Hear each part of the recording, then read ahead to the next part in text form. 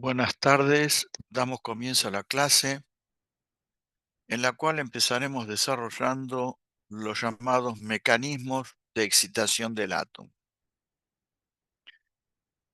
Un mecanismo de excitación es un proceso por el cual se le puede entregar energía al átomo. Es decir, es un proceso por el cual el átomo pasa de un estado de energía E sub I a un estado de energía E sub J mayor. Y obviamente hay un cambio en el número cuántico Ni a un número cuántico NJ también mayor.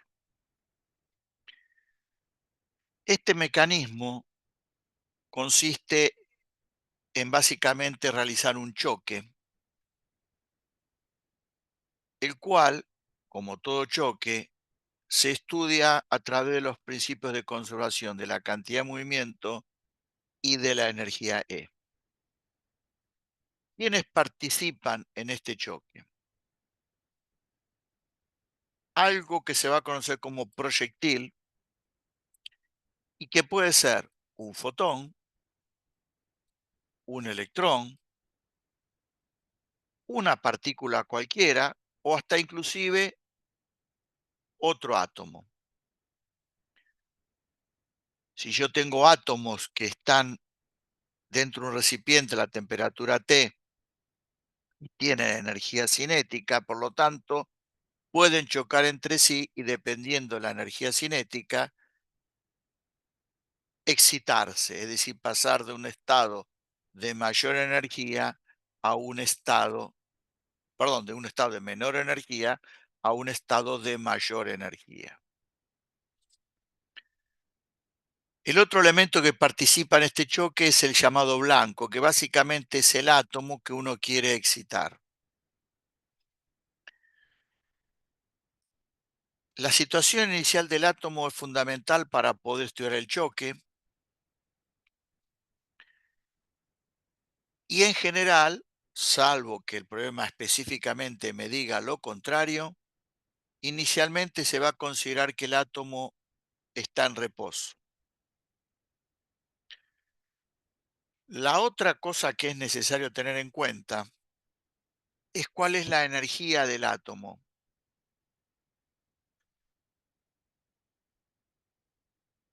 ya que uno puede excitar desde un estado como el estado base a un estado de mayor energía o desde un estado ya previamente excitado a un estado de energía mayor.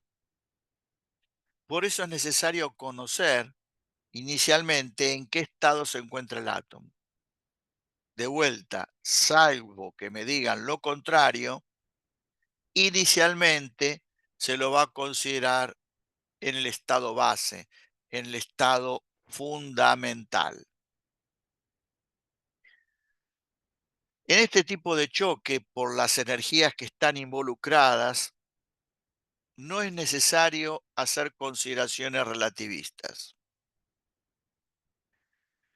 El problema cuando el proyectil es un fotón es un problema que está planteado como problema de la guía número 4 de los adicionales y todo lo que implica el planteo de este problema se realizará justamente en la clase de problemas. Simplemente comento que en el caso de que el proyectil sea un fotón, pueden darse básicamente dos situaciones.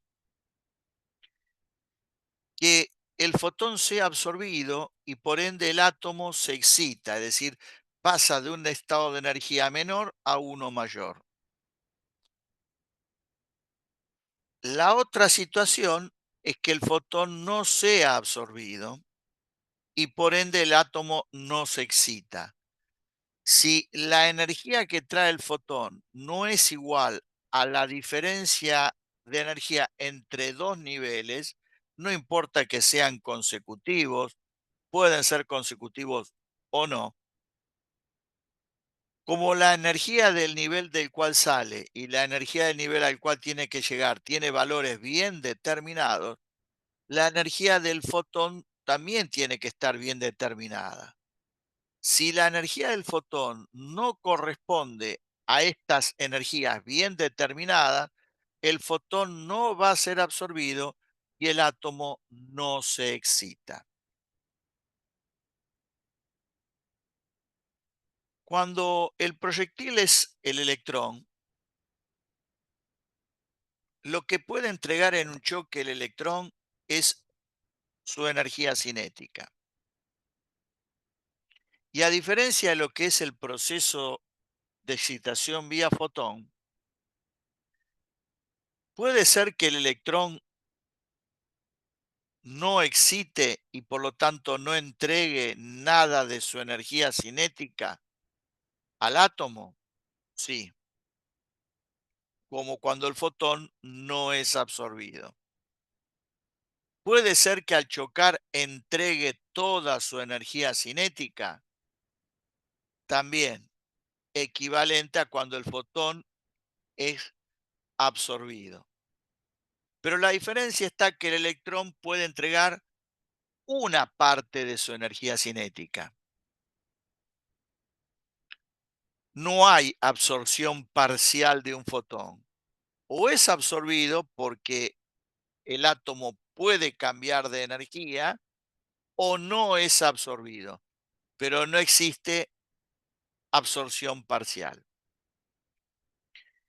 El planteo general, cuando el proyectil es el electrón, resulta muy complicado porque como el electrón puede entregar toda o una parte de su energía cinética, la ecuación que va a describir el proceso, tanto de la energía, conservación de la energía como la de la conservación de la cantidad de movimiento, tienen varios elementos a tener en cuenta. La energía cinética inicial del átomo la suponemos nula, porque lo consideramos, como dije antes, que el átomo está inicialmente en reposo. Si supongamos que el átomo se encuentra en el estado base,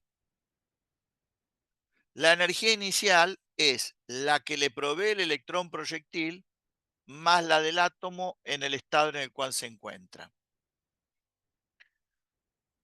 Con esta energía, ¿qué puede pasar? Que el átomo se excite, que le quede al electrón parte de su energía cinética porque no la entregue toda, y que además, como resultado del choque, el átomo adquiera una cantidad de energía cinética como un todo después del choque. Estaba inicialmente en reposo, después del choque adquiere una cierta energía cinética.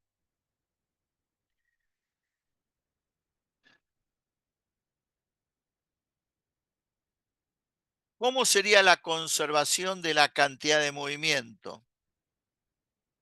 La cantidad de movimiento inicial solamente la provee el electrón proyectil y la final se va a repartir entre la que se lleva el electrón después del choque, si por ejemplo no entrega toda su energía cinética, y la que se lleva el átomo después del choque.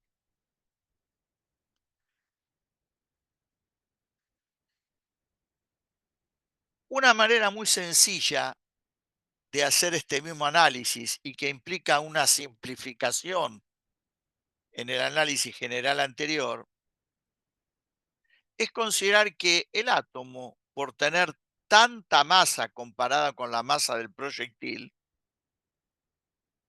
prácticamente no adquiere una energía cinética significativa y la energía cinética final del átomo se va a despreciar.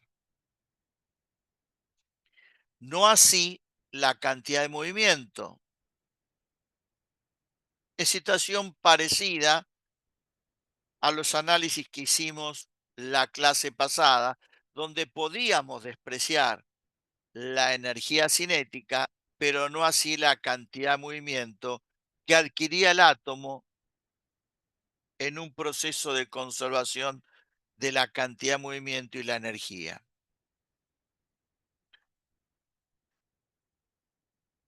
Si se desprecia la energía cinética del átomo, entonces la ecuación de balance de energía pasa a ser esta que está acá. Y esta expresión tiene una muy sencilla forma de ser interpretada. Y basado en este esquema, vamos a tratar de profundizar en lo que es el mecanismo de excitación usando como proyectil a un electrón. Vamos a considerar como material blanco al hidrógeno y como ya dijimos, inicialmente lo vamos a considerar en reposo y en el estado base. El proyectil va a ser el electrón y su energía cinética la vamos a imaginar que está controlada por un cañón electrónico. De tal manera que modificando la diferencia de potencial con la que funciona el cañón electrónico, se modifica la energía cinética del electrón proyectil. Un esquema muy elemental del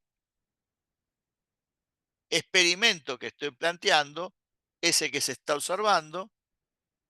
Los electrones salen del cañón electrónico con esta energía cinética y viajan hacia la región donde se encuentra el gas, en este caso hidrógeno, y vamos a ver qué es lo que tiene lugar.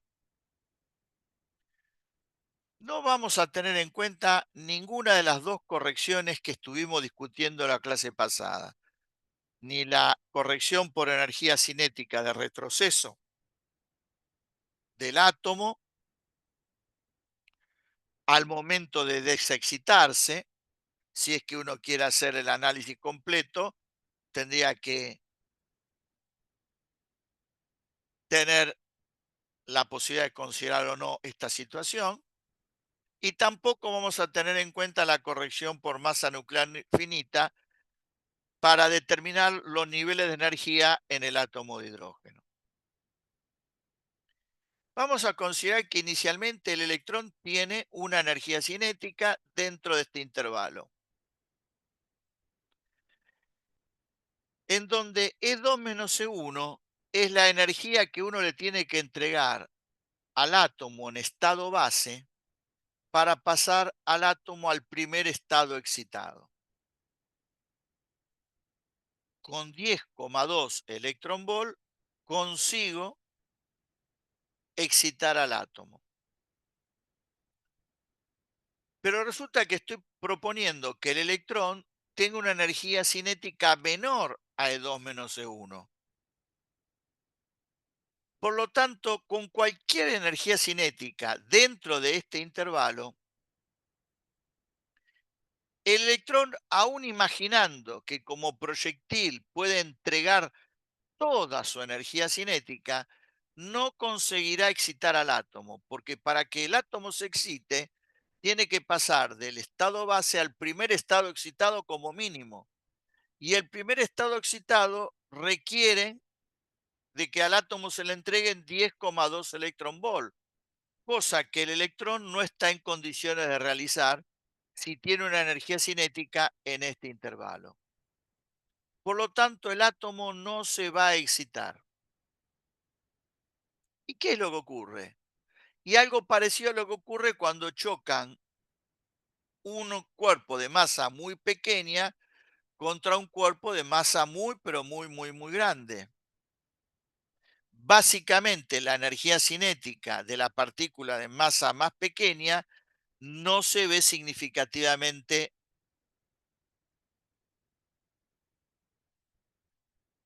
distinta, sobre todo si es que uno desprecia la energía cinética que después del choque pueda adquirir el átomo. Y entonces prácticamente la energía final del electrón es prácticamente igual que la inicial. En este caso se dice que el choque es elástico.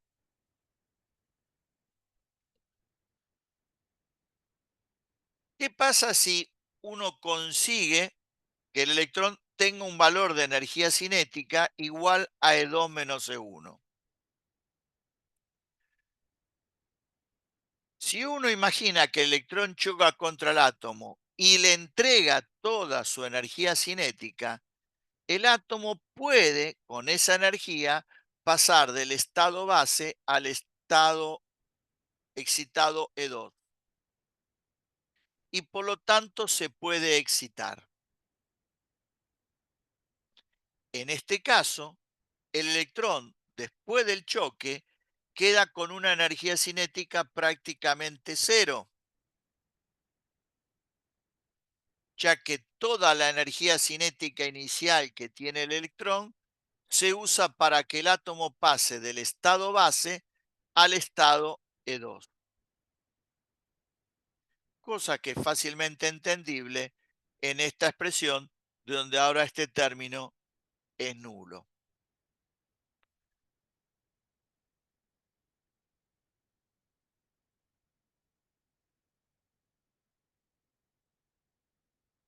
Una de las cosas que puede complicar este tipo de procesos es entender que pueden darse distintas situaciones y pensar en todas las situaciones posibles que pueden tener lugar es parte de la tarea que ustedes deben realizar frente a un experimento como este o otro equivalente. El paso siguiente sería ver si de todas las situaciones posibles hay alguna que tiene mayor probabilidad de ocurrir que la otra. Eso es algo que nosotros no vamos a revisar ni vamos a analizar y que no está expresamente contemplado en el mecanismo de funcionamiento del átomo según Bohr. En general lo que se puede hacer es primero excitar, luego estudiar el espectro de emisión y a través de las líneas que se observan en el espectro de emisión, establecer cuál es el mecanismo que más probabilidad de ocurrencia tuvo, pero en forma indirecta, ya que va a resultar esto de estudiar el espectro de emisión del gas excitado, en este caso del hidrógeno. Aclarado esto, ¿qué cosas pueden ser posibles? Bueno, lo que sugiere acá que uno se pregunte, ¿se puede pensar en que viene un electrón con una energía cinética de 10,2 electronvolt, choca, transfiere toda su energía cinética, excita al nivel 2 y ese electrón queda prácticamente en reposo? Detrás viene otro electrón con la misma energía cinética que el primero y choca al mismo átomo que ya previamente fue excitado y obviamente lo tiene que chocar antes que espontáneamente se desexcite. Al chocar a un átomo previamente excitado con esta energía cinética de 10,2 electronvolt, ¿lo puede volver a excitar al átomo? Absolutamente sí. Y si yo arranco en, en menos 3,4 electronvolt, que está en el estado base, perdón, en estado E2, tengan presente que pasar a niveles de energía superiores requiere de menor energía. La diferencia entre niveles de energía superiores es cada vez menor. Y por lo tanto, con 10,2 electronvolt, el átomo se puede excitar del nivel 2 a cualquier otro nivel. Hasta inclusive, como lo vamos a estudiar hacia el final del proceso más detalladamente, el átomo se puede excitar, em, se puede ionizar.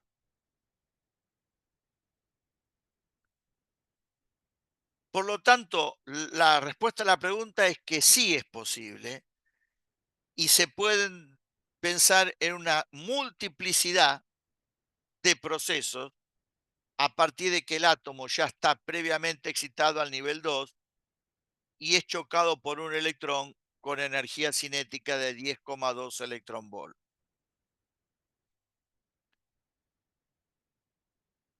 Luego el electrón pasaría a tener una energía cinética mayor que 2 menos E1, pero que no sea igual, se tiene que mantener menor, a E3 menos E1. E3 menos E1, que es 12,09 electronvolt, es la energía que necesita el átomo para pasar del estado base al estado E3, al segundo estado de energía.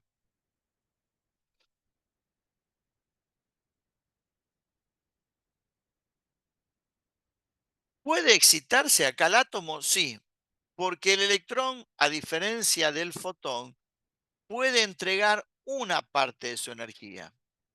Y si bien no puede excitar al nivel 3, porque aún entregando toda su energía no alcanza a excitar al átomo del nivel 1 al 3, puede entregar una parte de su energía cinética y excitar del nivel 1 al nivel 2. Y en este caso, como en el caso anterior, el choque se dice que es inelástico, porque claramente la energía cinética que le queda al electrón después del choque es o cero, porque entrega toda su energía cinética, o claramente menor a la inicial, porque entregó una parte.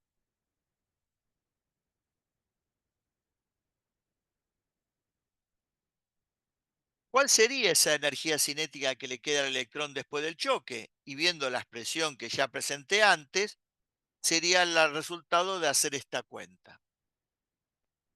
Entonces, el átomo se excita al nivel 2, pero no se puede excitar al nivel 3. Ahora, ¿hay alguna otra situación posible que pueda tener lugar? Bueno, algo equivalente a lo que dije antes, tranquilamente. Viene un electrón, entrega parte de su energía cinética y excita al nivel 2. Detrás viene otro electrón y con la misma energía cinética choca a este átomo que previamente fue excitado a nivel 2. Exactamente igual que antes. Pero inclusive se le podría agregar otra situación posible. Porque dependiendo de la energía a la que vaya a parar el átomo, si está en el 2 y es chocado por un electrón que tiene una energía cinética en el intervalo que dijimos antes, que es este, el electrón que choca entrega una parte y se queda con una energía cinética igual a esto, puede tener energía cinética suficiente todavía como para continuar el mecanismo de excitación. Como hecho posible, esto es posible. Ahora, estadísticamente y por lo que la observación experimental muestra, es muy poco probable de que esto ocurra. Sin embargo, si el electrón llegara a tener la energía igual a E3 menos E1, y claramente si tiene esta energía cinética, tiene una energía cinética mayor a E2 menos E1, las situaciones posibles siguen aumentando, pero también en algún sentido van a aumentar las probabilidades de que estas situaciones tengan lugar. ¿Por qué? ¿Puede el electrón ahora chocar, entregar toda su energía cinética y excitar desde el estado base al nivel 3? La respuesta es sí.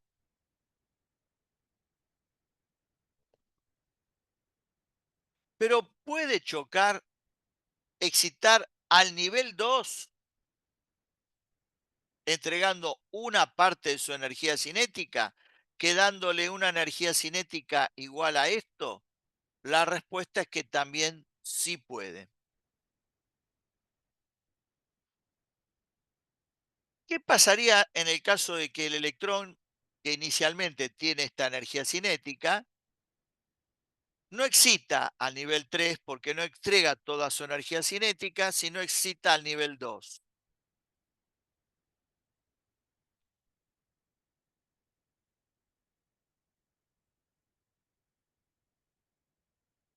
La diferencia de energía cinética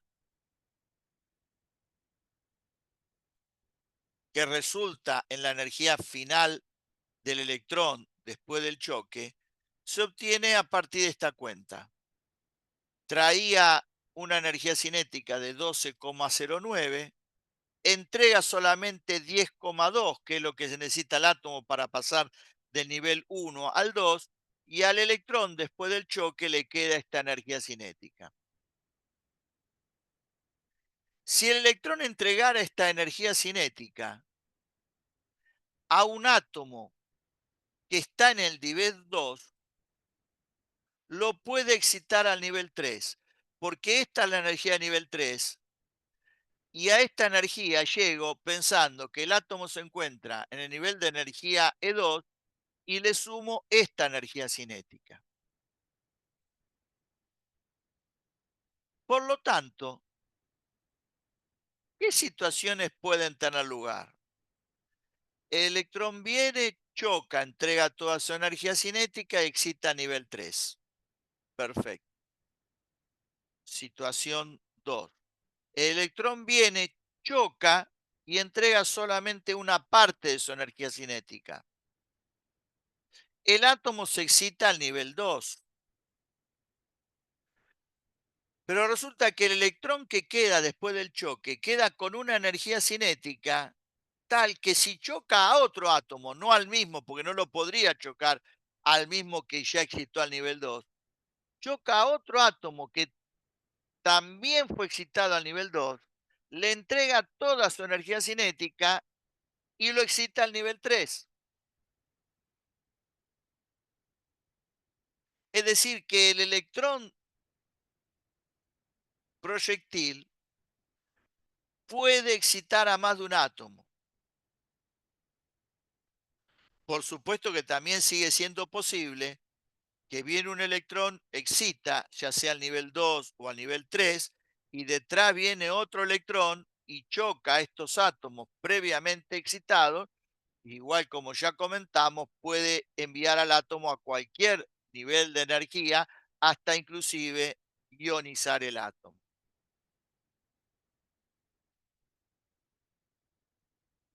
Por supuesto que a medida que voy aumentando la energía cinética del electrón, la cantidad de procesos que pueden tener lugar y que puede uno imaginar si son posibles o no, aumenta notablemente. Repito que un estudio luego del espectro de emisión del gas podrá dar cuenta a través de la intensidad de las líneas si hubo algún proceso que tuvo más probabilidad de ocurrir que otro y cuáles de todos los posibles realmente han ocurrido en forma significativa. ¿Podría uno hacer que el electrón tenga una energía cinética de 13,6 electronvolt? Por supuesto. ¿Y qué pasa si un electrón con esta energía cinética choca a un átomo en el estado base? Como la energía del estado base es menos 13,6 electronvolt, si absorbe 13,6 electronvolt, la energía del nivel pasa a ser cero. Y en el modelo de Bohr, si la energía del átomo es cero o positiva, significa de que el electrón está desligado del núcleo, es decir, el átomo está ionizado, porque el electrón fue arrancado. Y me hablo al electrón que forma parte del átomo, no del electrón proyectil, cuya única misión es entregarle al átomo la energía cinética correspondiente. Por supuesto que no solamente puedo ionizar desde el estado base, y esto es algo que ya he comentado. Si yo tengo un átomo en el estado E2, cuya energía es menos 3,4 electronvolt, con 3,4 electronvolt positivos que le entregue, lo mando al nivel de energía cero. Y en este caso podría ionizar a ese átomo desde el nivel 2 o desde el nivel que sea, con tal de que con la energía que a uno le entregue al átomo, la energía del sistema pase a ser cero. Por supuesto que yo puedo ionizar y tanto el electrón proyectil como el electrón arrancado pueden quedar con energía cinética. Porque si un átomo se encuentra en estado 2 y lo bombardeo con electrones de 13,6 electronvolt, le estoy entregando mucha más energía que la que necesita el átomo para ionizarse. Entonces, no solamente le quito el electrón, sino que la energía que entrega el electrón de alguna proyectil, de alguna manera se reparte entre la energía que le queda al electrón proyectil y la energía que tiene el electrón arrancado por ionización. Y lo interesante es que cuando ocurren estos procesos es que los electrones arrancados pueden funcionar como proyectiles, porque dependiendo cómo sea el mecanismo de ionización,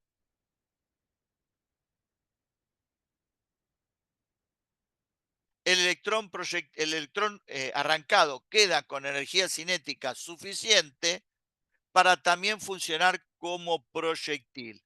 Y entonces se produce lo que se llama un efecto cascada, porque a partir de un cierto número inicial de proyectiles, se cuentan a partir de que los átomos puedan ser ionizados con mucho más proyectiles que los que teníamos inicialmente.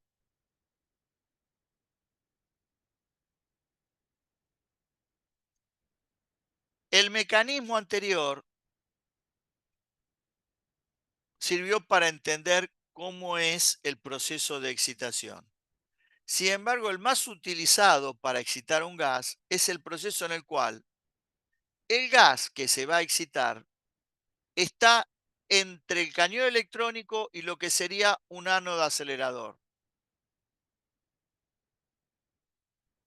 De tal manera que cuando los electrones salen del cañón electrónico, con la energía cinética que salen, ya comienzan a chocar contra los átomos del gas.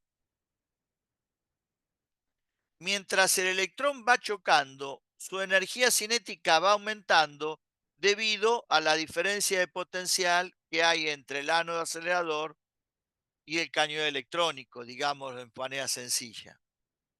Entonces, va aumentando su energía cinética y desde que salió del cañón electrónico va chocando.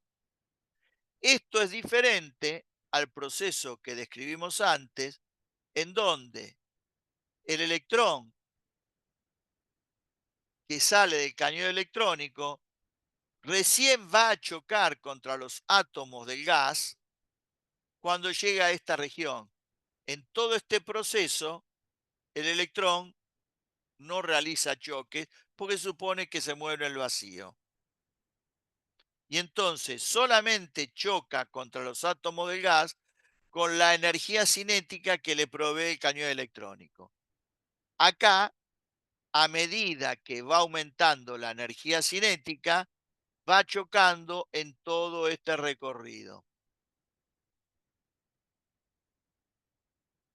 Esto va a marcar diferencias en cuanto al análisis que vamos a hacer y que tienen que ver con un experimento que forma parte de uno de los problemas de la guía y que por lo tanto se discutirá en la clase de problemas y corresponde al llamado experimento de Frank y Hertz.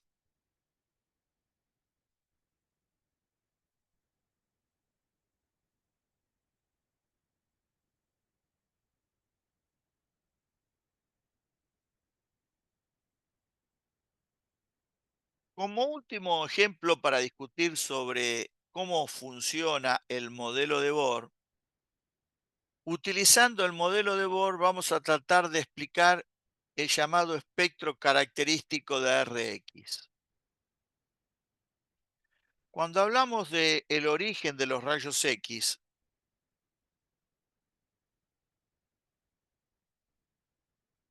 establecimos que bajo el proceso llamado Bremsstrahlung, los electrones al ingresar a un blanco metálico producían un espectro de emisión de rayos X que se corresponde con este gráfico. Este espectro es continuo y es independiente del material, del metal, con el cual freno a los electrones que ingresan al metal y les produce Bremsstrahlung. Finalmente, con la ley de Van Hoon, describíamos cuál era el valor de lambda mínimo o de corte de funcionamiento del tubo en función de la diferencia de potencial con la cual funcionara el tubo. Sin embargo, en esa clase, y está escrito en el PDF correspondiente, si uno supera cierto valor de diferencia de potencial que está vinculado a las características del material blanco, aparecen aspectos en el espectro de emisión que tienen que ver con el material blanco y conforman el llamado espectro característico de ese material. ¿En qué consiste el espectro característico? A partir de un cierto valor de diferencia de potencial, que en este caso es mayor que este, para el cual no se manifiesta el espectro característico, aparecen picos de intensidad en longitudes de onda bien determinadas.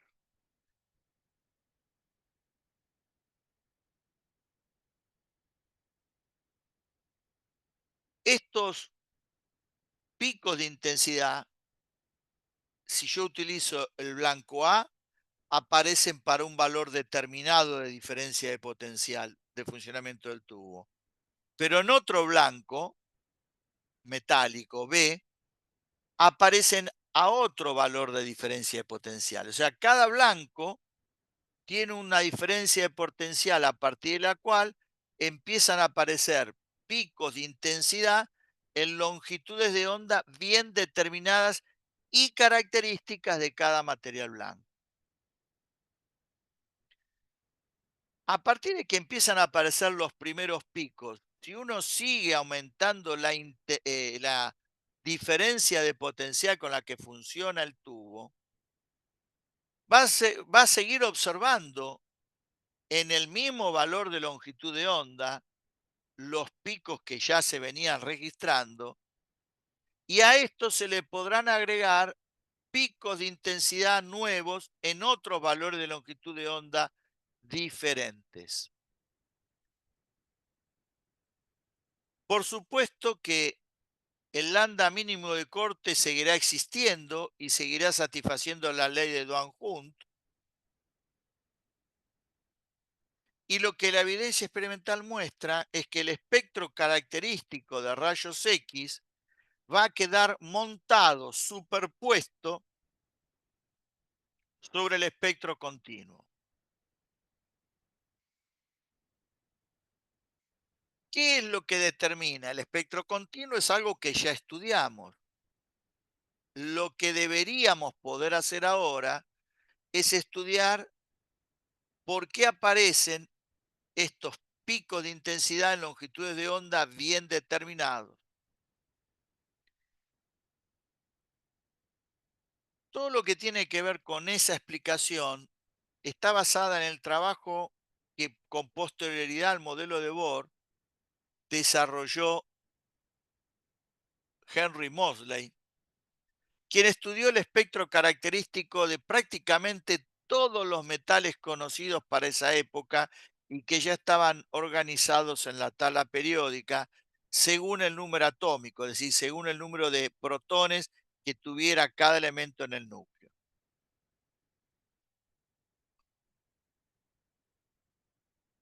El trabajo de Moseley fue muy minucioso y, repito, fue realizado con posterioridad a la publicación de los trabajos de Bohr.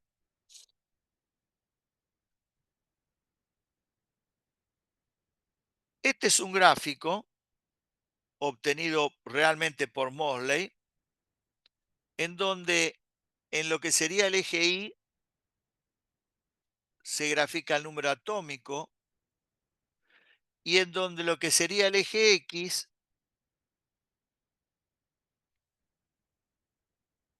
perdón, acá abajo, aparece la raíz cuadrada de la frecuencia.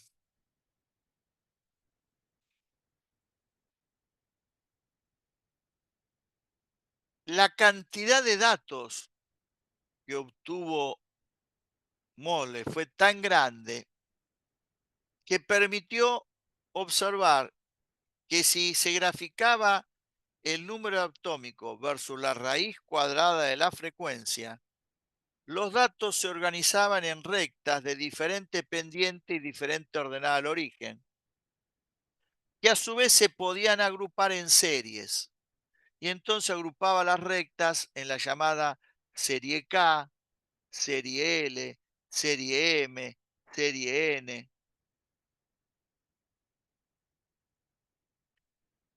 El único elemento que tenía en ese momento Moseley para poder tratar de explicar lo que estaba ocurriendo estaba directamente vinculado al modelo de Bohr, porque era el único modelo que estaba en funcionamiento.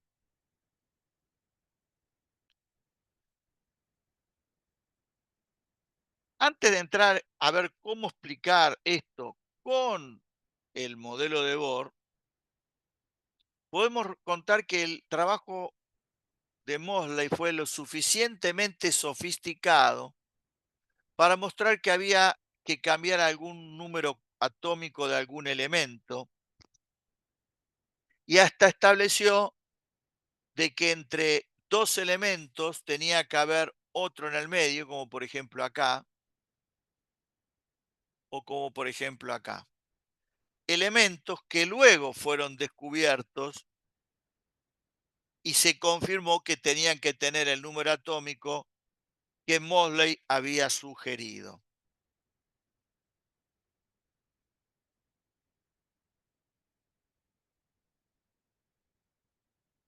Para explicar esto no se puede usar el modelo de Bohr que venimos desarrollando nosotros porque es el modelo de Bohr para un átomo monoelectrónico.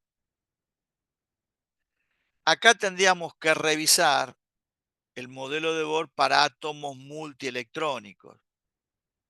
Pero ya comentamos que para átomos multielectrónicos el modelo de Bohr no da valores teóricos que se correspondan con los experimentales.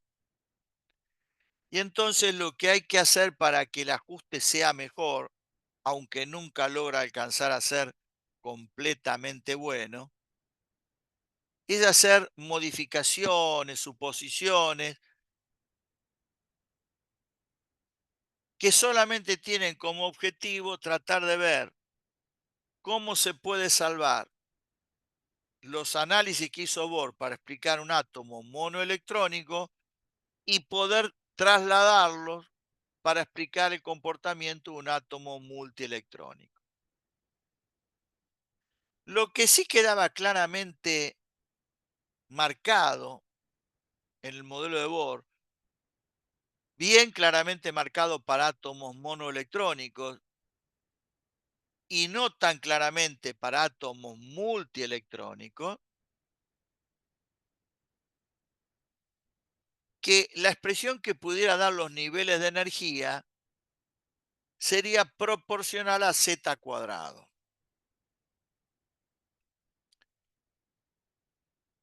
Si es así, que en valor absoluto la energía es proporcional a z cuadrado, la energía del fotón emitido cuando el átomo se desexcite,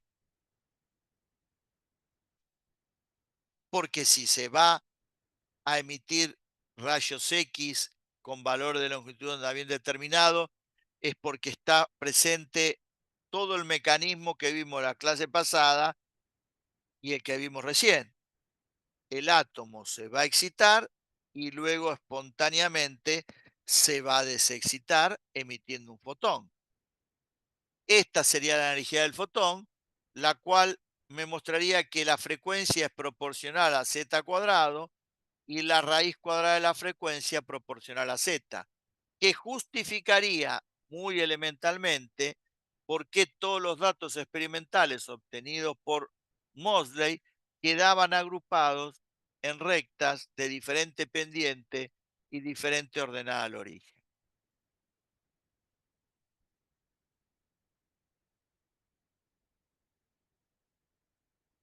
El problema es claramente más complicado que el que discutí yo antes, porque no es lo mismo pensar en cómo excitar un átomo en estado gaseoso y cómo excitar un átomo que forma parte de la estructura cristalina de un sólido metálico. Si bien la idea de que hay niveles de energía y que tengo que entregar una energía determinada para excitar y luego esperar a que el átomo se desexcite, que venimos analizando para átomos en estado gaseoso, funciona acá, hay que tomarla un poquito con mayor cuidado.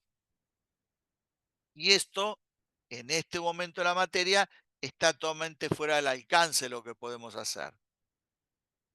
Por lo tanto, lo único que vamos a intentar es ver cómo con la idea de Bohr se puede tener un esquema adecuado para poder explicar lo que está pasando. Pero desde ya va a ser una explicación sencilla, elemental. ¿Por qué aparece el espectro continuo? Y porque dentro de las cosas posibles está el llamado brainstorm, cosa que ya discutimos también en forma elemental hace ya tiempo atrás. Para entender lo que puede pasar para que aparezca el espectro característico, tenemos que, aunque sea en forma elemental, pensar en cómo es el modelo de Bohr para átomos multielectrónicos. En átomos multielectrónicos existen niveles de energía igual que en átomos monoelectrónicos. Primera cosa. El tema que es más complicado porque en átomos en estado gaseoso tengo la estructura de niveles de energía del átomo y cuando los átomos se enlazan para formar un sólido y obtener la estructura cristalina del mismo, la estructura de niveles de energía de cada átomo por separado se ve afectada por los que forman parte de la estructura, cosa que no estamos en condiciones de discutir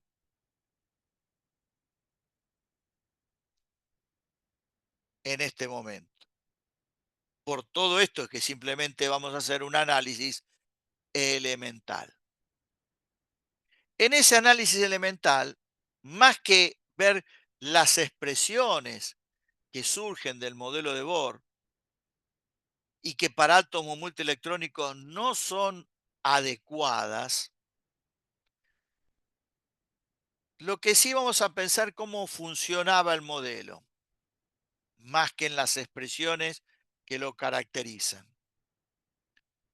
Cuando un átomo tiene muchos electrones, estos electrones orbitan alrededor del núcleo en órbitas permitidas, pero de la siguiente manera.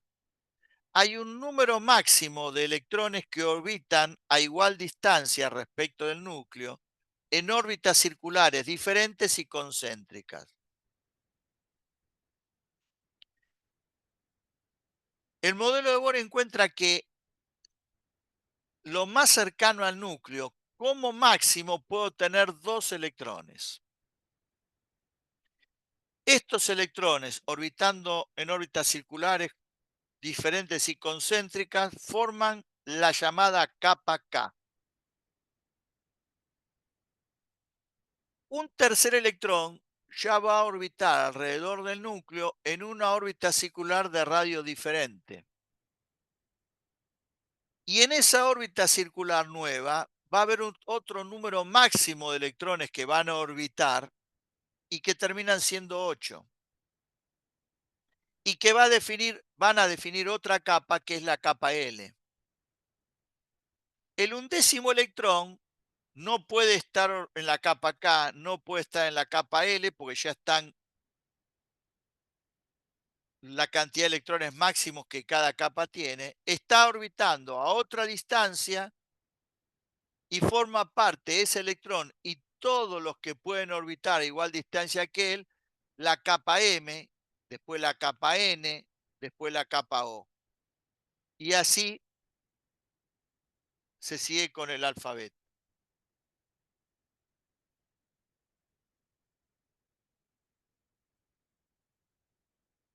¿Qué significa excitar un átomo multielectrónico? Excitar un átomo monoelectrónico lo hemos discutido hasta hace un ratito. Hacer que pase de un nivel de energía EI a un nivel de energía EJ mayor. Como tengo un solo electrón, ese electrón pasa de saltar de la órbita circular de radio RI a la órbita circular de radio mayor RJ.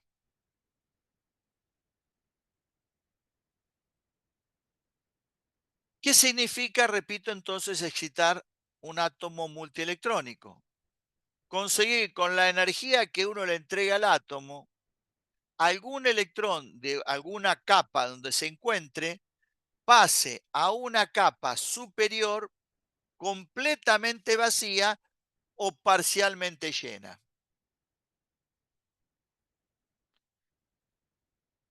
Si uno ve todos los elementos con los que trabajó Moser, va a encontrar que todos los elementos tienen la capa K, la capa L llena, muchos también tienen la capa M, la capa N inclusive, en menor cantidad, pero entonces si un elemento tiene la capa K, L y M llena, excitar implicaría hacer que algún electrón salga de alguna de estas capas y pase a una capa superior o inclusive lo quite del sistema, que sería ionizar.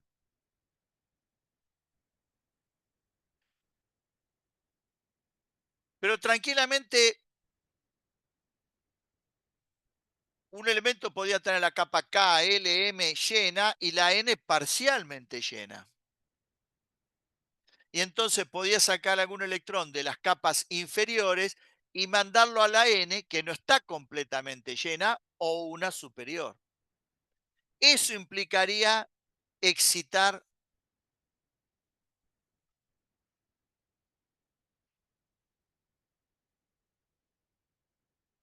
un átomo multielectrónico. Ahora, si yo saco un electrón de la capa que sea, la capa K, la capa L o la capa M, en ese átomo y en esa capa se genera lo que se llama una vacancia. Porque antes de que yo le entregue energía, había un número determinado de electrones y después de que le entregué la energía, hay un número -1 de electrones en esa misma capa. Ese proceso se llama generar una vacancia en la capa correspondiente. ¿Por qué va a haber un espectro característico?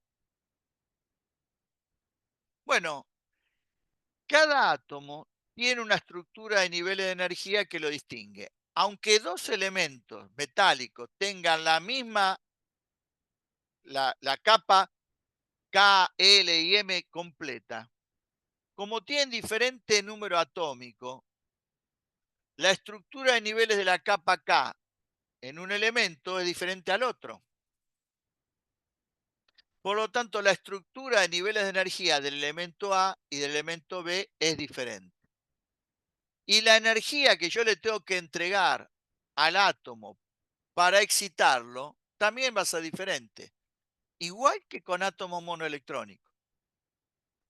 ¿Quién fija para el espectro característico de los rayos X la energía cinética del electrón proyectil? Bueno, hay un electrón proyectil que, como vimos en el llamado tubo de Coolidge, es acelerado por la llamada diferencia de potencial con la que funciona el tubo y es la que define la energía cinética que tiene ese electrón proyectil antes de ingresar al metal. Ahora, cuando ingresa al metal, ¿puede producir Stralsund? Sí, ya lo vimos. Pero también puede entregar nada, toda o una parte de su energía cinética, igual que antes, y excitar o no al átomo que forma parte de la estructura cristalina del metal. Una de las tantas diferencias que hay con el proceso de excitación de un gas es que las energías que son necesarias para excitar la mayoría de los metales es de bastante orden de magnitud mayor que para excitar a un gas como el hidrógeno. Pero al igual que antes, dependiendo de la energía cinética que tiene el proyectil y de la estructura de niveles de energía del átomo correspondiente, el átomo puede ser que se excite, que no se excite y que el electrón proyectil entregue parte o toda su energía cinética o no entregue nada. Por eso es que el espectro característico comienza a observarse a partir de que la diferencia de potencial con la que funciona el tubo alcanza un cierto valor que nosotros identificamos como B. Porque con ese valor de B, el electrón alcanza la energía cinética suficiente como para poder empezar a producir choques inelásticos con los cuales puedo explicar la posible excitación de ese átomo. Una vez que el átomo se excitó, luego solamente tengo que esperar que espontáneamente el átomo se desexcite y emite un fotón. ¿Y por qué aparecen fotones con estas longitudes de onda, agrupados en rectas, agrupadas en series? Supongamos que con la energía cinética que le transfiero por choque, arranco un electrón de la capa K. Se generaría una vacancia en esa capa. Si yo provoco una vacancia en la capa K, hay electrones de las capas superiores que pueden ir a ocupar esa vacancia en forma espontánea. Si un electrón de la capa L baja hacia la capa K, se emite un fotón con una longitud de onda, una frecuencia, una raíz cuadrada de la frecuencia, que lo ubica formando parte de la recta K sub alfa. Pero la vacancia también la puede ocupar un electrón de la capa M y que en un solo salto cuántico pasa espontáneamente a la capa K. La raíz cuadrada de la frecuencia del fotón emitido forma parte de la recta K sub beta. Y si viene de la capa N y va a la K, va a formar parte de la recta K sub gamma. Rectas que son las que tienen menor pendiente comparado con las otras y que constituyen parte de la llamada serie K. Pero si un electrón de la capa L va a ocupar un lugar vacante en la capa K, al saltar un electrón de la capa L a la capa K, deja una vacancia en la capa L. Por lo tanto, esto habilita para que, además de que un electrón salte de la capa L y vaya a la K, habilita a que, por ejemplo, un electrón de la capa M vaya a ocupar la vacancia en la capa L. E igual que antes, eso formaría parte de otra recta que sería la L alfa. Si va de la capa N a la L, de la L beta. Es decir, la lógica sobre cómo funciona esto es equivalente a la que vimos cuando decíamos todos los saltos cuánticos que terminan en 1 originan la serie Lyman. Todos los saltos cuánticos que terminan en 2, la serie de Balmer. Bueno, acá todos los saltos cuánticos que terminan ocupando la vacancia generada en la capa K definen la serie K y las rectas K alfa, K beta y K sub gamma tienen que ver con si voy de la L a la K, si voy de la M a la K o si voy de la N a la K o sucesivamente en otras capas superiores.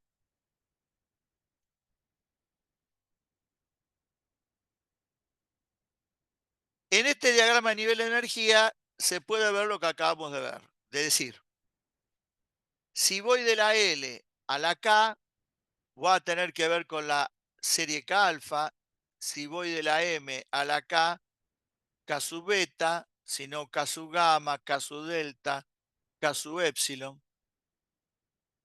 Si voy de la M a la L, L alfa, de la N a la L, L beta, y esto formaría parte de la serie L, esto parte de la serie M, esto parte de la serie N.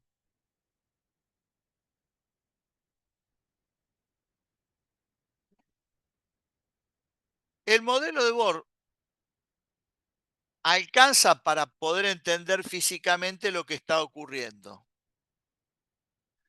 Ahora, con el modelo de Bohr, tal cual Bohr lo dio, no alcanza para poder explicar la pendiente y ordenada al origen de las diferentes rectas que se pueden observar. La razón ya la he comentado, no funciona el modelo de Bohr también para átomos multielectrónicos y además acá el problema se agrava porque estos átomos no son átomos aislados como en un gas, sino forman parte de la estructura cristalina de un sólido.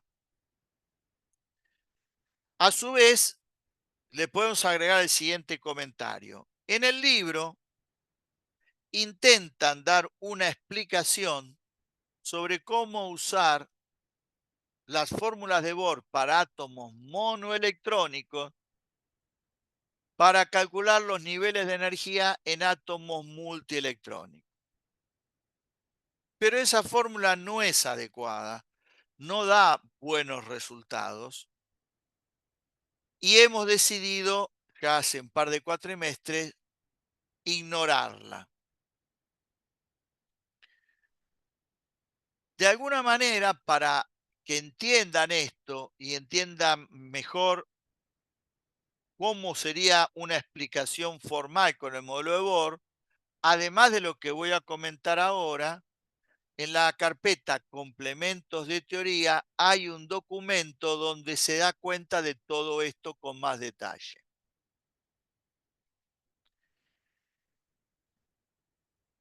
Solamente con el modelo de Bohr vamos a hacer cuentas para explicar el origen de la pendiente y ordenada al origen de las rectas de la serie K, la K sub alfa, K sub beta, K sub gamma.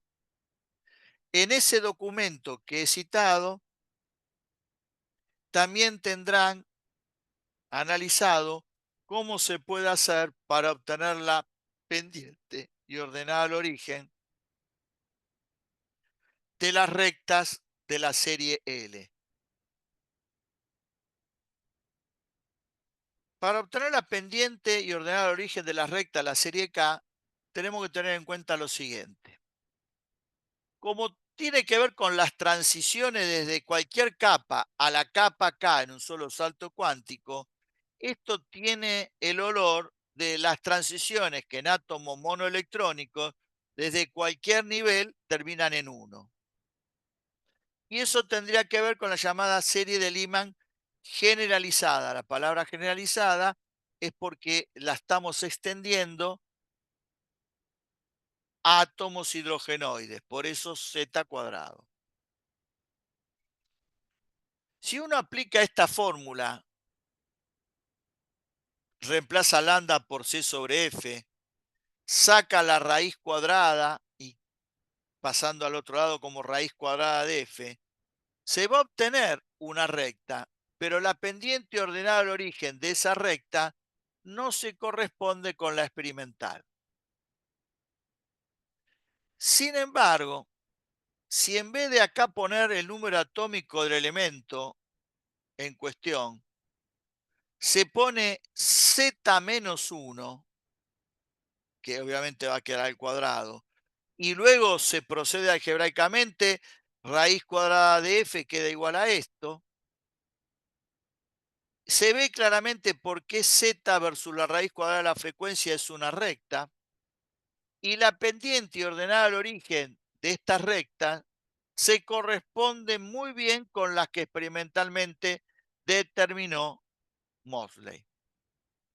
Para obtener las rectas o la recta K sub alfa, el n que tengo que poner acá es 2. Si pongo n igual a 3, estoy en condiciones de trabajar en la recta K sub beta, n igual a 4, K sub gamma, y así aparece en la pendiente ordenada al origen de las diferentes rectas de la serie K. ¿Y cómo es que hay que cambiar a z al cuadrado por z menos 1 al cuadrado? Por el llamado efecto de apantallamiento, que en este caso consiste en lo siguiente. Esto es simplemente un esquema. Acá tengo el núcleo con z cargas positivas y orbitando a igual distancia en órbitas circulares distintas, pero para hacer el esquema, imagino como si hubiera una sola órbita, tengo como máximo la capa K 2 electrones. Si por la energía que yo le entrego al sistema quito un electrón,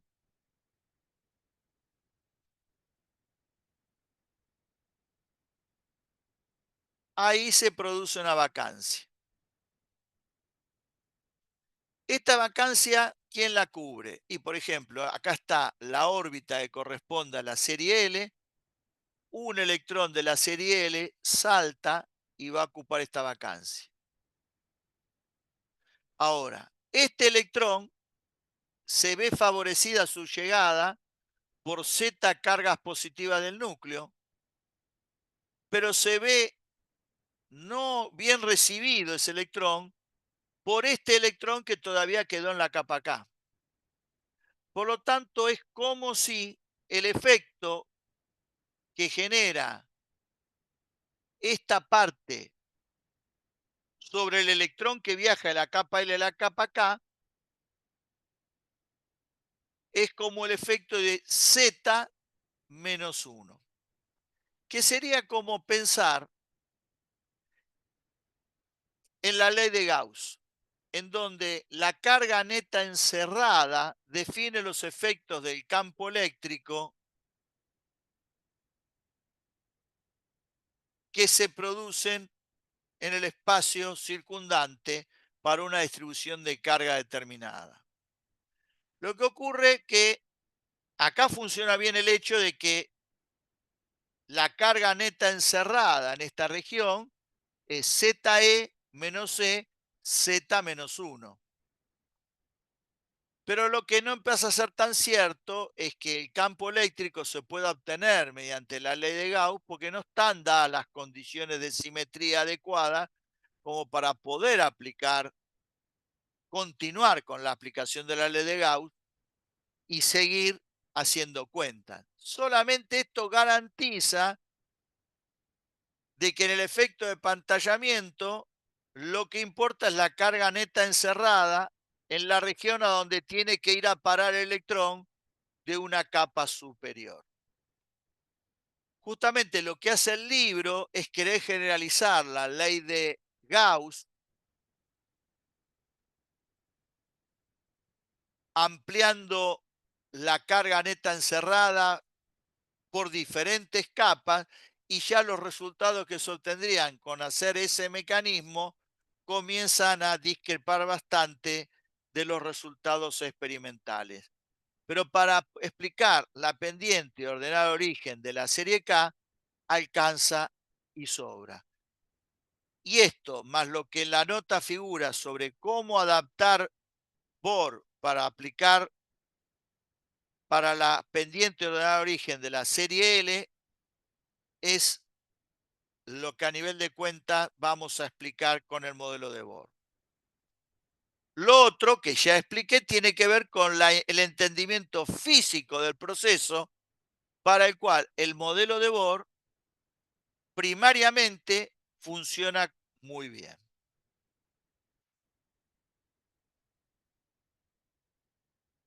Con esto damos por concluido todo lo que tenga que ver con el modelo de Bohr.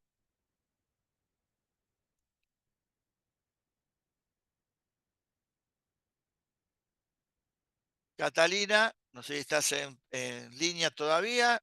Si tenés alguna duda antes de entrar en la segunda parte de la materia del día de hoy.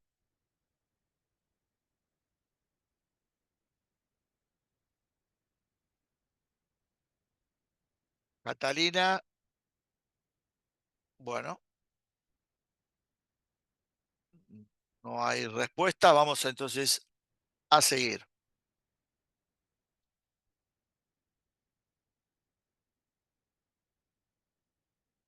El próximo tema ya nos permite ingresar en lo que es la mecánica cuántica ondulatoria, que implica adentrarnos en el mundo de la física que trata de explicar el comportamiento de objetos cuánticos como el electrón, en condiciones en donde valgan las hipótesis de de Broglie y el principio de incertidumbre. Es decir, en condiciones donde el electrón hay que trabajarlo como un objeto cuántico. Lo que nosotros vamos a ver tiene que ver con el movimiento del objeto cuántico, por eso la palabra mecánica. La palabra ondulatoria está presente porque vamos a trabajar con la hipótesis de de Broglie y la idea de la dualidad onda-partícula que oportunamente hemos hablado. Y agregamos la palabra cuántica porque vamos a encontrar que en los problemas que tenemos que analizar, los observables de interés para la descripción del movimiento del objeto cuántico pueden tener la característica de tomar valores discretos, es decir, estar cuantizados.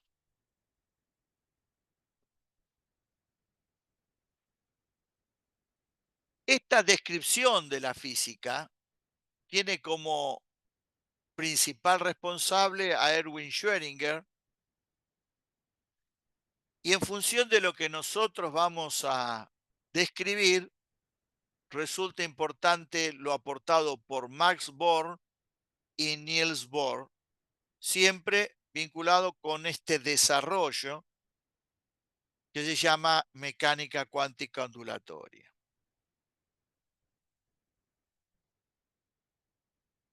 En realidad esto solamente es un aspecto de un desarrollo muchísimo más complejo y más amplio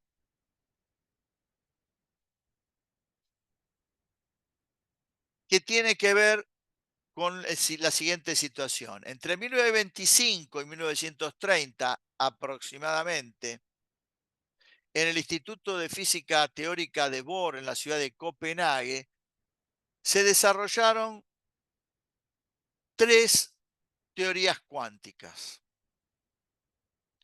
en algún sentido casi en paralelo.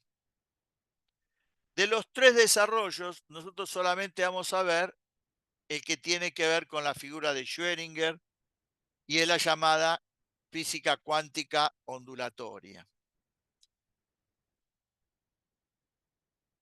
Cualquiera de esos tres desarrollos, el que realizó Heisenberg y el que desarrolló Dirac, que fue la teoría cuántica relativista, están muy fuertemente vinculados a la matemática. Las teorías cuánticas son teorías físico-matemáticas. Por eso es que en general cuando uno tiene que hacer un curso de este tipo, previamente recibe un curso de actualización, profundización, de elementos de matemática completamente necesarios para entender el curso de física. Si bien ustedes tienen una formación adecuada para algunas cosas, para poder entender las teorías cuánticas sin ningún tipo de curso de matemática no están en condiciones. Pero tampoco está dentro de los objetivos de la materia para un curso de ingeniería como este hacer un desarrollo tan formal como el que implica la teoría cuántica.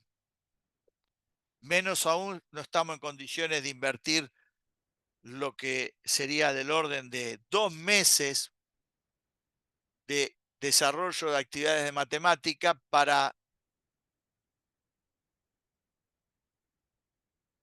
poder entender luego la física. Por lo tanto, lo que se hace es un curso adaptado para sobre todo estudiantes de ingeniería y en este caso adaptado para el curso que en particular se da en el ITBA en función de lo que queremos explicar con la teoría cuántica.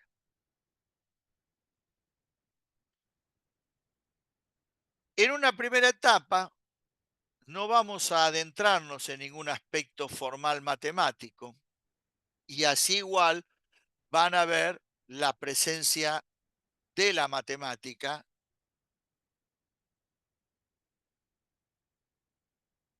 pero para hacer esto vamos a tener que hacer readaptaciones de las ideas formales. ¿Qué quiero decir con esto? Cuando uno agarra un libro de cuántica, donde se supone que el alumno maneja la matemática necesaria para poder hacer el curso, se dan los principios de la teoría en un cierto número y con una cierta enunciación. Nosotros no estamos en condiciones de agarrar esos principios y enunciarlos de esa manera porque no están garantizadas las bases matemáticas necesarias para poder ser entendidos esos principios. Entonces, esos principios los readaptamos a este esquema más sencillo, menos formal, y en particular, como no son estrictamente las mismas ideas que se pone como objetivo la teoría cuántica, les quito el nombre de principios y lo llamo hipótesis. En esta primera parte nosotros vamos a trabajar con tres hipótesis. La hipótesis uno establece que a todo sistema físico conformado por un solo objeto cuántico se lo va a caracterizar con una función de onda, función de estado phi, que es una función que depende de la posición y el tiempo, está normalizada y que junto con sus derivadas parciales primeras es continua, uniforme, acotada en el espacio de configuración del problema. Lo primero que uno puede observar, como ya lo dije, es la fuerte presencia de la matemática, aún en esta versión light, reducida y simplificada.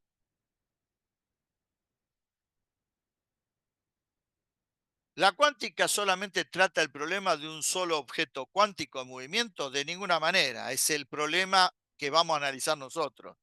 Entre todos los problemas que trata de resolver la teoría cuántica, nosotros nos preocupamos por resolver el problema de un solo objeto cuántico. Una de las tantas simplificaciones que nosotros vamos a realizar.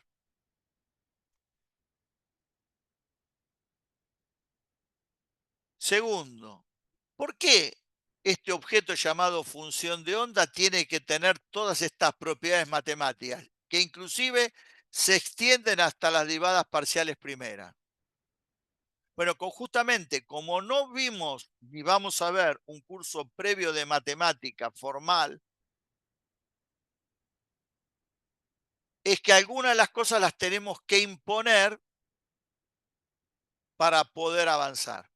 Y el hecho de que nosotros pidamos que la función de onda tenga todas estas propiedades matemáticas va a estar conectada con la hipótesis 2 que enseguida vamos a ver.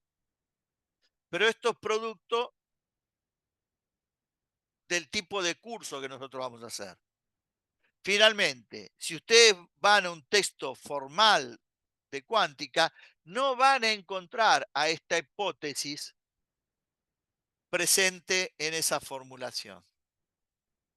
Porque esto es parte de lo que yo llamé la adaptación de un contenido teórico sofisticado a un curso introductorio para ingeniería.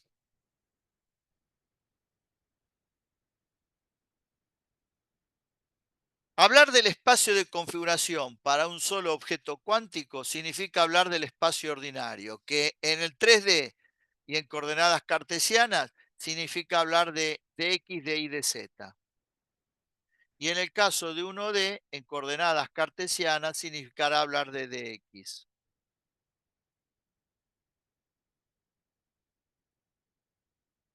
La función de onda en 3D adopta este formato y en 1D este que está acá. Básicamente, la mayor cantidad de situaciones problemáticas que vamos a tener que revisar están referidas al problema 1D y 3D. Eso no quiere decir que no se pueda discutir con el mismo esquema 1 en 2D.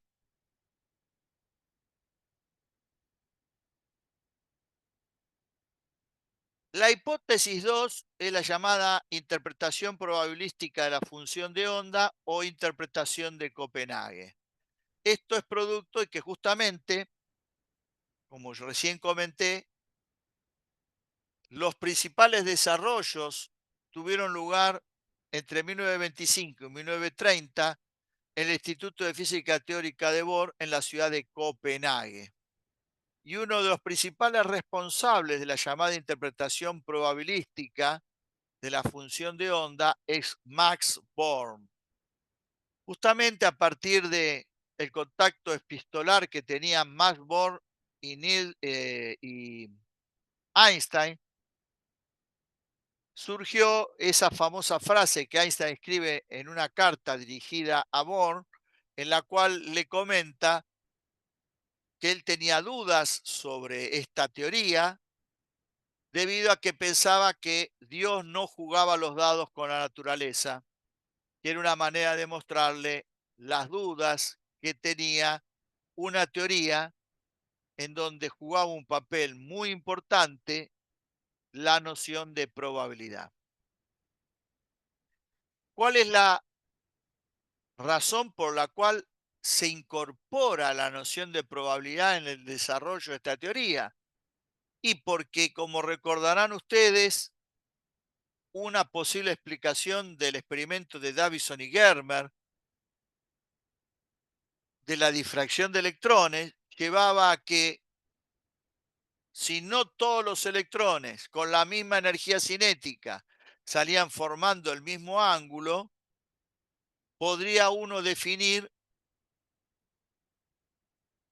cuál ángulo es más probable con el que salgan los electrones que tienen una determinada energía cinética, y por lo tanto la interpretación de los resultados del experimento de Davison y Germer conducían a la posibilidad de pensar en términos probabilísticos lo que estaba ocurriendo en ese experimento.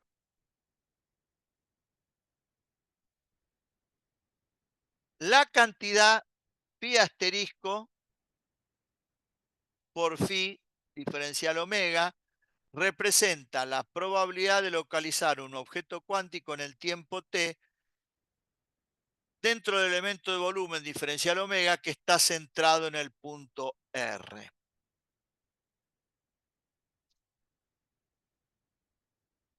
Primero, phi asterisco, ¿qué es? La función de onda conjugada. ¿Y esto por qué? Porque la función de onda es de variable compleja. Y como la probabilidad es un número real, tengo que hacer el producto phi conjugado por phi. ¿Y cómo sé que la función de onda es de variable compleja? Bueno, eso va a tener que ver con la hipótesis número 3, que enseguida vamos a discutir.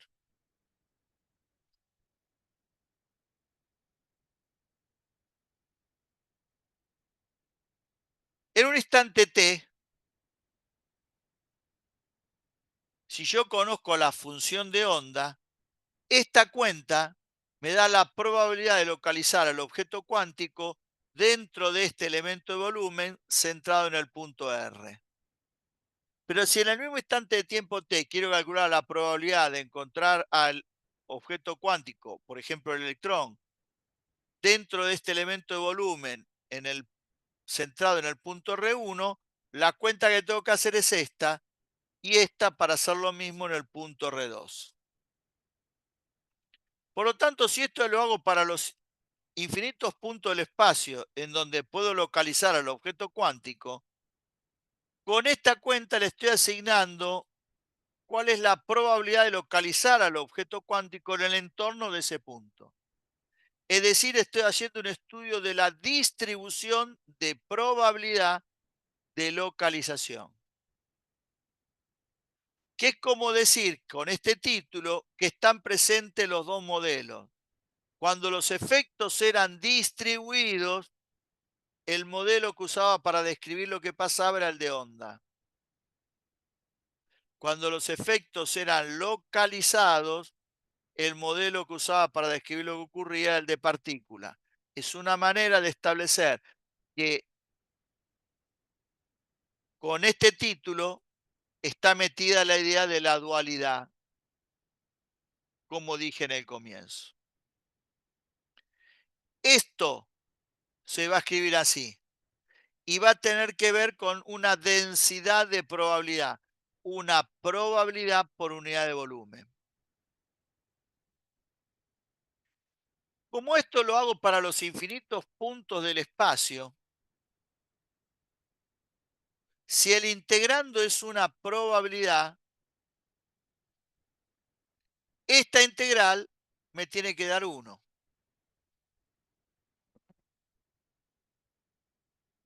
Acá no hago una suma porque estoy asignando una probabilidad a los infinitos puntos del espacio. Entonces el algoritmo de decir que 1 me tiene que dar la suma de todas las probabilidades se convierte en que esa suma se realice o se ejecute a través de una integración.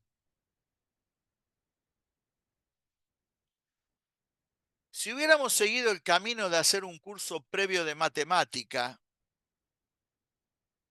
antes de dar el curso de cuántica, llegaríamos a establecer de que las funciones matemáticas que cumplen con ciertos requisitos viven en determinado tipo de espacios.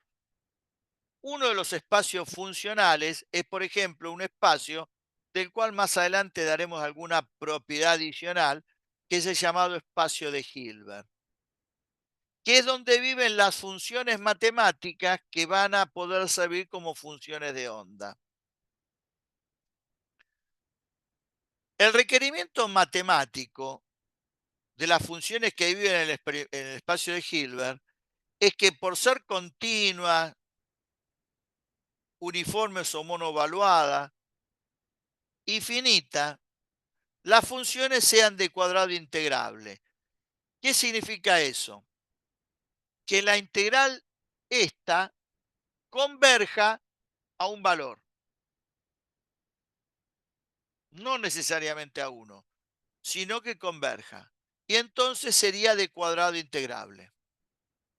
Justamente como no seguimos el esquema de primero caracterizar el espacio de Hilbert, ver todas las propiedades que tienen matemáticas, que tienen las funciones que viven en ese espacio, anticipándome a qué tiene que pasar para que la cuenta indicada sea una probabilidad, es que tengo que imponer en la hipótesis 1 todas las propiedades matemáticas que dije antes. Ser continua, monovaluada o uniforme y finita, acotada.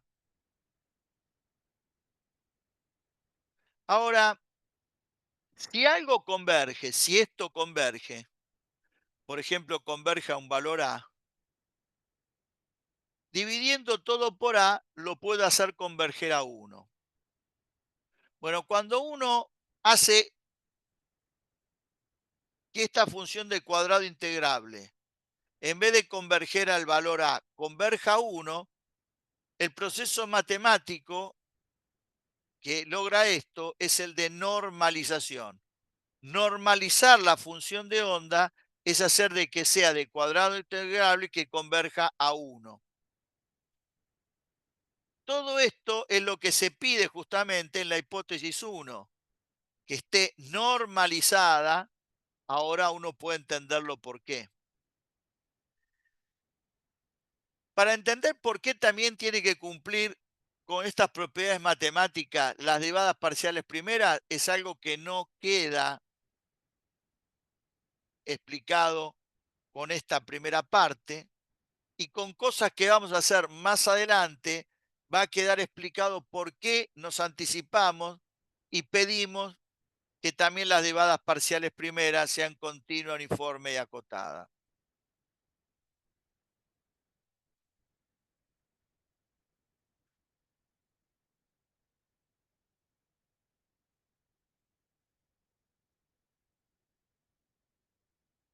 Si esto lo extendemos al caso de 1D, esta es la función de onda,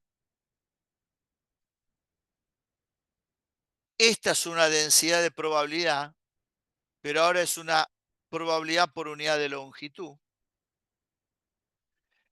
Y esto, que es el integrando, es una probabilidad, y por todo lo que dije antes, esta integral tiene que darme 1.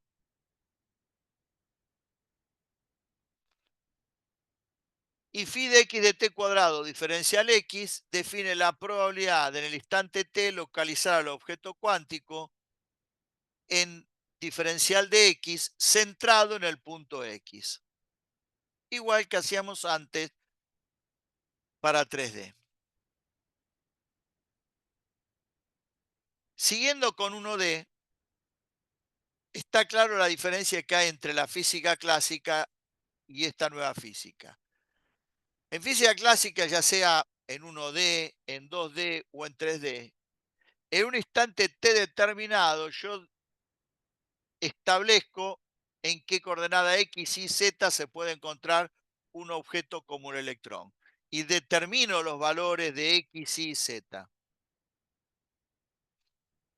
En cambio, la idea que me sugiere la hipótesis número 2 es que ya no puedo establecer exactamente cuál es la posición del objeto cuántico en un instante t determinado, sino en el mejor de los casos, lo único que puede hacer es asignarle en el instante t una probabilidad de poder localizar al objeto cuántico en el entorno del punto X. Y si fuera el espacio, en el entorno de un punto de coordenadas X, Y, Z, que es completamente diferente a cuando uno con la teoría de Newton dice a los 10 segundos le corresponde X igual a 2, Y igual a 3 y Z igual a 5 milímetros. Ya eso, para un objeto cuántico, carece de sentido. Y en el mejor de los casos, lo que podré establecer es cuál es la probabilidad de localizar al objeto cuántico en el entorno de un punto en un instante t determinado.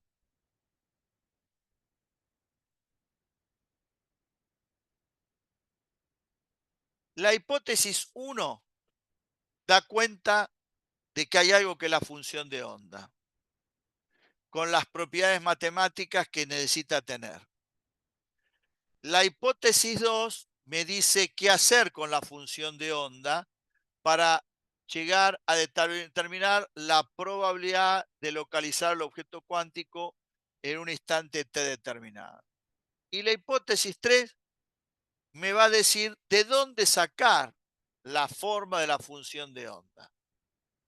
¿Qué forma matemática tiene la función de onda? Bueno, todo eso va a surgir de conocer la hipótesis 3, que establece que la función de onda va a ser solución de esta ecuación, que es la ecuación de Schrödinger. El que aparezca acá y es que determine que la función de onda es de variable compleja. Y entonces, para que la probabilidad sea un número real, como dije antes, la voy a tener que multiplicar por el conjugado.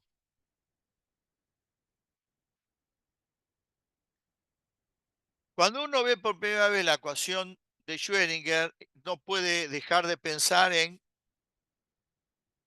cómo Schrödinger llegó a elaborar esto. Bueno, esta ecuación no tiene demostración. Y no es la primera ecuación de la física que aparece y no tiene demostración. F igual a m por a tampoco tiene demostración. Lo que pasa es que lo pequeño, por la cantidad de elementos que están en juego y la estructura matemática que tiene, que resulta ser escribir resultante de F igual a m por a, comparado con esta ecuación, en un caso no tiene problema para aceptarlo, pero acá uno no deja de pensar, ¿y esto cómo se le ocurrió?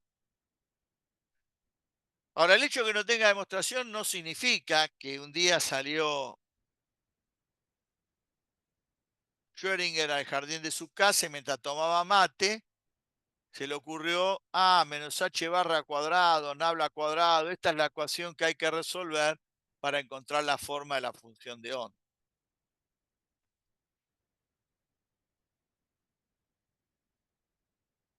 Hay un esquema, pero que es muy largo, que muestra cómo pensaban los físicos el problema y cómo fueron tratando de construir una ecuación que permitiera obtener la forma de la función de onda. En forma simplificada, en donde lo primero que está escrito, lo escribí yo hace mucho tiempo, con mi letra dice, esto no es una demostración, están puestos algunos argumentos y lineamientos físicos matemáticos que permiten a mostrar por qué la ecuación de Schrödinger tiene la forma que tiene y no tiene otra forma. Eso ya está publicado en un documento que está dentro de la unidad número 5 en la carpeta complementos de teoría.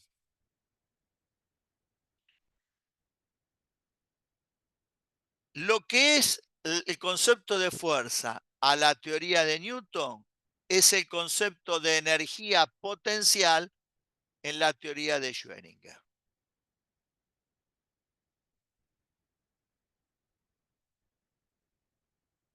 Cuando uno analiza la teoría de Schrödinger más profundamente, va a encontrar que esta ecuación queda escrita en términos de una forma de energía potencial que ustedes no están acostumbrados a pensar, que es una forma generalizada, en donde la energía potencial, además de ser función de la posición, es función del tiempo.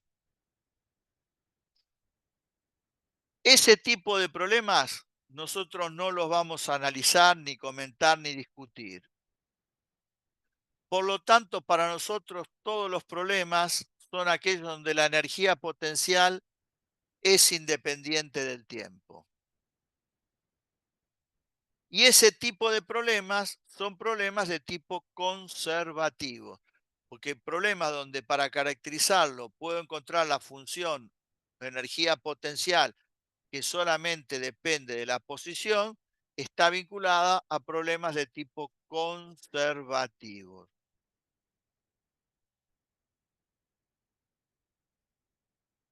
Esta no es la única restricción que vamos a imponer al tipo de problema que vamos a analizar. La ecuación de Schrödinger es una ecuación diferencial en derivadas parciales de segundo orden. Y no todos han visto en su curso de matemática cómo resolver ecuaciones diferenciales en derivadas parciales. Eso trae una dificultad matemática adicional. Entonces, en función de eso, en función de no complejizar el problema matemático, vamos a tener que analizar un tipo particular de problemas, que en principio son conservativos, pero repito, no va a ser la única restricción que vamos a imponer como para poder disminuir los efectos complicados de la resolución de una ecuación diferencial de este tipo.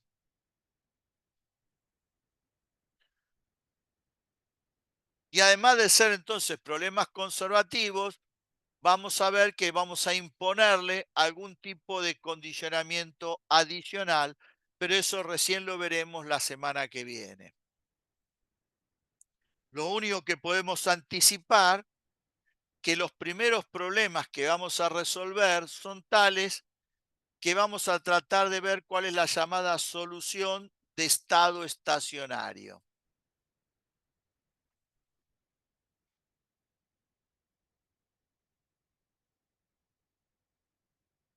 Que el problema sea conservativo implica que la energía E es constante. ¿Quién es la energía E? Suma de la cinética más la potencial. ¿Y cuánto vale esta constante? Y si yo en un instante determinado sé cuánto vale la energía, sé que para todo T vale lo mismo. Supongamos que fijo que conozco la energía en T igual a cero. Bueno, esto implicaría conocer la energía potencial para el punto R0 y la energía cinética para el valor de velocidad V0. Eso significaría conocer la energía en un instante, L sub 0, y entonces en cualquier otro instante t, la energía valdría lo mismo.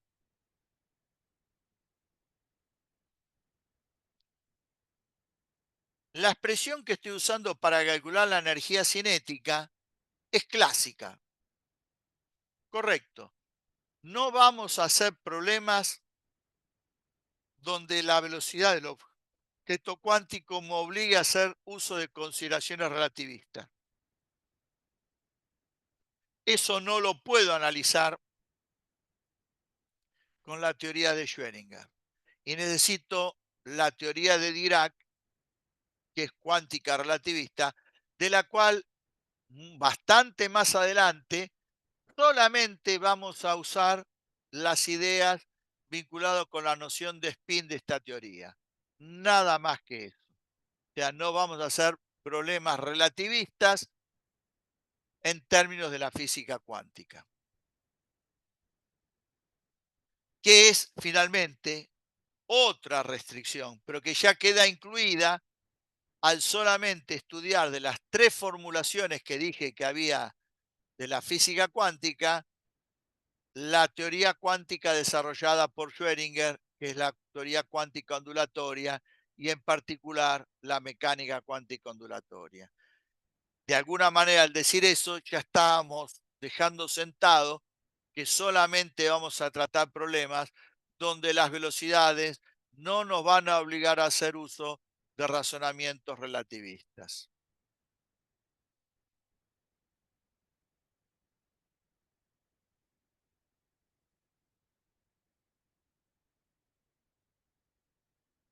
Bueno, por mi parte, con esto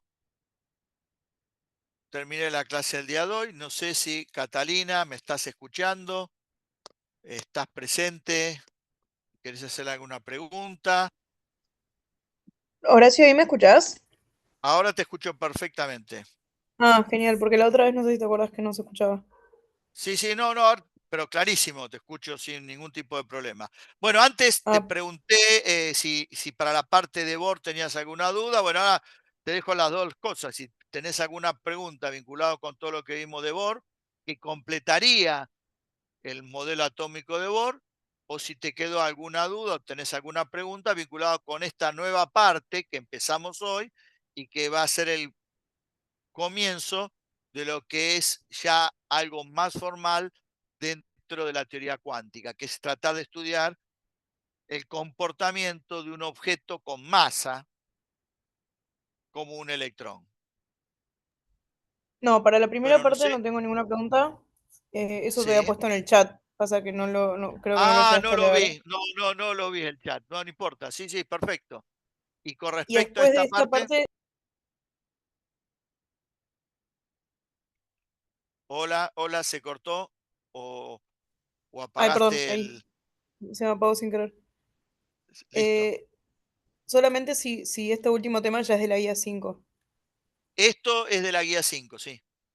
Listo, Como eso aclaré, nomás. como aclaré en la noticia de ayer, a nivel de problemas, entra para el parcial hasta la guía número 5, inclusive, que ya también ya está publicada.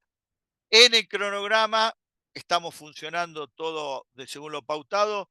Todavía tendría que estar trabajando en la clase de problemas de la guía número 4 y recién empezarías a trabajar en la clase de problemas de esta guía recién la semana que viene, porque todavía te faltan elementos como para poder hacer cuentas interesantes. Perfecto, era eso nomás. Muchas gracias. Bueno, entonces dejamos acá y nos vemos el próximo día miércoles. Hasta luego. Dale, chao, buenas tardes.